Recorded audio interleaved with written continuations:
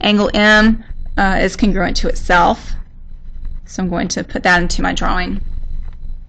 Now when I set up my sides, I want to start with two sides that correspond with each other, and we know the length. So that would be side GM and side TM. Then I'm going to want to solve for X. So notice here I have my big triangle on top and my little triangle on the bottom. X is in my little triangle, side IT, and the side that corresponds with IT is EG. I'm going to replace all of the sides with their length, so I end up with 10 for GM over 5 for TM equals 5, which is the length of EG over on the side, over X, the length of IT. Then I cross multiply and solve. 10 times X is 10X, 5 times 5 is 25. Divide both sides by 10, X equals 2.5. For solving for Y, I'm going to start with the same proportion. GM over TM is the same as 10 over 5. And that makes it easy to start out the second proportion. So then I'm looking for Y, which is side EM, and that's in my big triangle. And side EM corresponds with side IM. That's in my little triangle. So I'm going to replace EM with Y and IM with 3. And I'm going to cross multiply and solve. 5 times Y is 5Y, 3 times 10 is 30. Divide both sides by 5, and Y equals 6. I'd like to look at another example of a word problem here.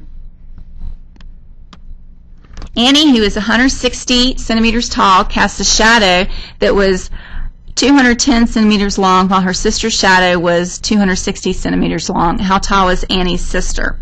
So in a problem like this, you may not be given the picture, and you need to be able to draw the picture. So let's think it through. Well, we know that Annie is 160 centimeters tall, and we know that her sister is what we're looking for. How tall is she? In the meantime, when we look at their shadows, we know that Annie's shadow is 210. So that's Annie. And her sister's shadow is 260. So that means her sister's taller than she is. So Annie's shadow is 210, and that's the shorter shadow. And that means that Annie is going to be in her sister's shadow. And then we have her sister, who we know has a shadow of 260, the longer shadow, and we're looking for her height. So here is the picture of the two triangles. So now I'm going to set up my proportion, and I can set this up a couple of different ways. We're going to set it up as the sister's height, which is what we're solving for, over Annie's height. So basically, this ratio has to do with the height. And the sister's height is the bigger height, so we're putting the bigger on the top and the littler on the bottom. And then the sister's shadow is 260 centimeters, and Annie's is 210.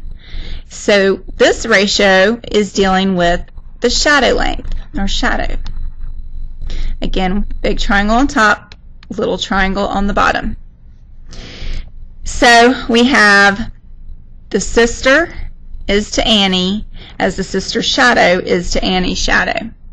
Now that we've set up our proportion, we can cross multiply and solve. So we end up with 210 times H, which is 210H, and 260 times 160 is 41,600. We're going to divide both sides by 210, and in doing so we end up with 198.1 centimeter is the sister's height, which is what we were solving for.